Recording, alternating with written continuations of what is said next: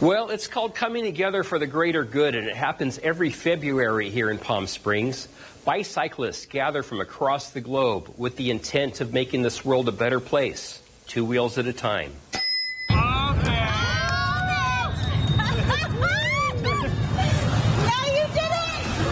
I think on the first event was about 350 people. Next year was like 1,200. After that, it just started growing up. We've had actually times where we will hit up to 10,000 cyclists. Tim Esser fondly recalls the evolution of the Tour de Palm Springs, the Valley's premier charity cycling event, which he founded in 1998. You know, I have not done enough for our fellow man here in the Coachella Valley, so I thought, okay, I'll start a bike event. Let's just try a charity event and see how it goes. And it has gone rather well. In the quarter century since its inception, this annual event has been able to raise and distribute nearly $4 million to over 150 local nonprofit organizations. We have so many. We have the Variety Club International. We have the Boys and Girls Clubs. We have the Ronald McDonald House now that's been involved. United Cerebral Palsy, by the way, made, I think, $90,000 last year with this event. Our local schools have also benefited. A lot of the ROTC groups from the schools, the bands, you know, a lot of these band members, when they travel, you know, it's not like the old days where the school paid for everything. Now they have to raise money for these kids to go overseas or wherever they plan on taking their trip. Tim Esser has a track record of service to his community. As the founder of Esser Air Conditioning and Heating, he's brought people much-needed comfort against the desert's harsh weather conditions. And as the son of a participant of the invasion of Normandy, he has advocated for veteran services. So how did it all begin? Well, surprisingly, with one man and one bicycle. I said, okay, we'll get this event started. I said, but I'll ride my bike personally for whatever it takes to get this event going. I said, if you guys can get maybe 100 people into this event, I'll ride from here to Blythe, you know, which is about 100 miles. To me, that was like running from here to the moon. I haven't been on a bike in 35 years, so it was a bit of a challenge for me. It became even more of a challenge when the interest in the event was greater than anticipated. They ended up getting more than that. And said, Tim, we've already got 150 people coming. You got to go farther. And I says, okay, I'll go to Arizona.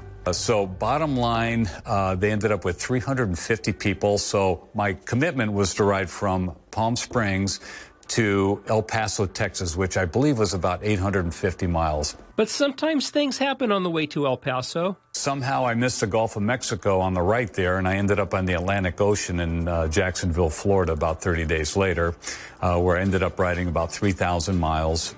Tim's 30-day bike ride brought in approximately $20,000 for about 20 different charities. And how much has changed since that first event? Here we are, 25 years later. We have 2,500 volunteers instead of 8 from the beginning.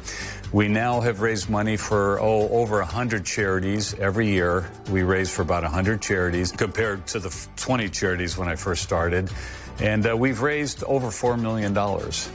In fact, the Tour de Palm Springs has gotten so powerful, a worldwide pandemic could not completely stop it. We did do a virtual event, which our executive director, Deb, did a great job, and we still were able to raise about $60,000. Then last year we had our first event since COVID, and that's where we brought in 5,000 cyclists. It was a great event, great weather.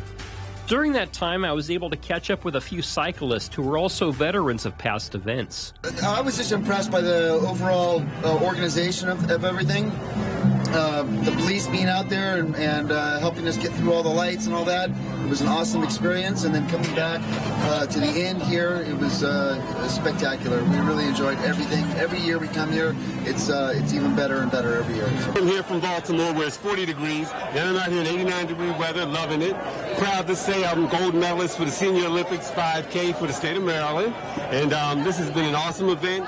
Had a great time and look forward to coming back. So, I mean, I love the people here. I love the atmosphere. camaraderie. Everybody's out here, nothing's crazy, and it's a good atmosphere. Love it. This visitor from Chula Vista was so impressed with the area that he made a life-altering decision. Love Palm Springs. We're moving here in 3 years. Oh, can't wait to have you. All right. In closing, Tim Esser would like to make one thing perfectly clear. This is a massive undertaking, and he could not do it alone. Without these volunteers, it just couldn't happen. Again, 2,500 volunteers to put this massive event on. And again, every time I get a compliment in the streets or anywhere, I pass it on to these volunteers because, again, we can't do it without them. Thank you. I'm just so proud to be part of these people.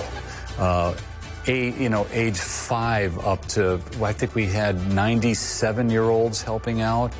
You know, it's just an honor to be with these people to make it happen because it's not my event, it's our event. And I just couldn't be prouder. For Our Desert Past, Steve Sumrall, NBC Palm Springs, News First.